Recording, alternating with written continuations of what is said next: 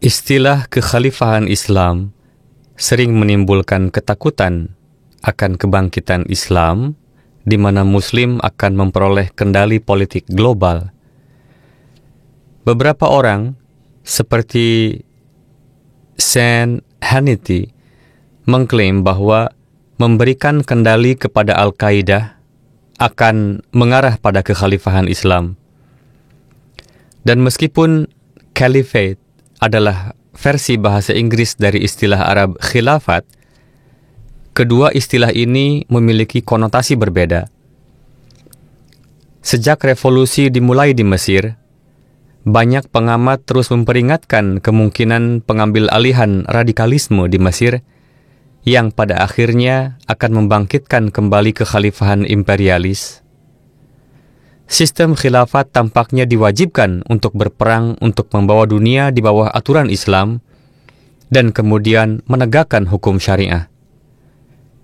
Ini sangat berbeda dari asal-usul dan makna sebenarnya dari khilafat. Sementara caliphate menyiratkan negara muslim politik agama yang diperintah oleh pemimpin politik. Adapun khilafat mengacu pada institusi Islam tentang suksesi spiritual. Kata khilafat berarti suksesi, dan khalifah adalah penerus Nabi Allah, yang tujuannya adalah menyelesaikan tugas-tugas reformasi dan pelatihan moral atau tarbiyat yang telah dimulai oleh Nabi. Oleh karena itu, khilafat dapat ada dan berkembang tanpa negara, seperti kepausan dalam Kristen Katolik yang memberikan bimbingan dan kesatuan spiritual. Pemahaman Islam tentang khilafat didasarkan pada Al-Quran, ajaran Hadrat Rasulullah SAW, dan contoh 4 khalifah pertama dalam Islam pasca kewafatan beliau SAW. Nabi Muhammad SAW menubuatkan bahwa periode khilafat akan berlangsung pasca kewafatan beliau, kemudian akan diikuti oleh periode monarki, lalu otokrasi, dan setelah jeda, khilafat akan didirikan kembali berdasarkan ajaran kenabian. 4 khalifah pertama adalah rekan dekat Nabi dan dikenal karena integritas dan pengabdian besar mereka.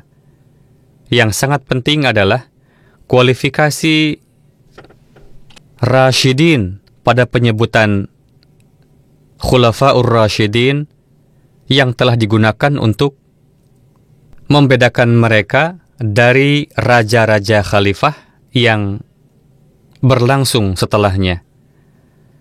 Masa pemerintahan Khulafa'ur Rashidin sering diingat sebagai masa keemasan Islam.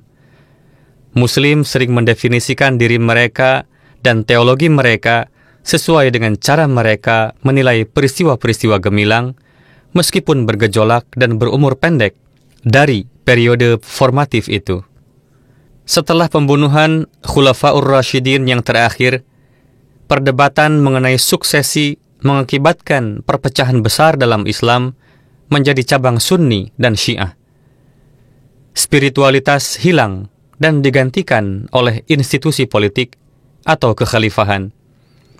Muawiyah menyatakan dirinya pemimpin umat Islam, dan dengan demikian meletakkan dasar-dasar garis panjang khalifah atau monarki dinasti sesuai dengan nubuatan Rasulullah SAW.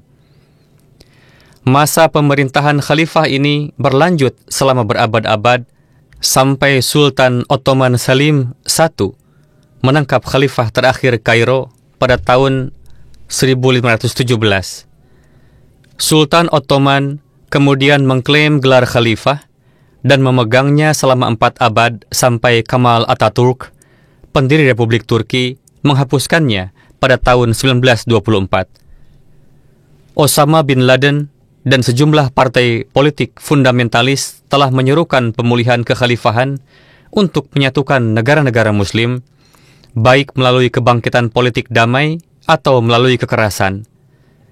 2 kelompok pan-Islam yang berpengaruh dan radikal, yakni Jemaat Islami dan Ikhwanul Muslimin, berusaha memulihkan kekhalifahan sebagai institusi Islam militan. Tapi yang dibutuhkan Muslim adalah khilafat spiritual. Setiap upaya untuk memaksakan kekhalifahan pasti gagal, tidak hanya karena menyimpang dari sistem Islam sejati tentang khilafat, tetapi juga karena ketidakpersatuan di antara Muslim untuk memilih pemimpin. Namun, Jamaah Muslim Ahmadiyah tampil sebagai Muslim yang percaya pada Al-Masih, Hadrat Mirza Ghulam Ahmad dari Qadian, India.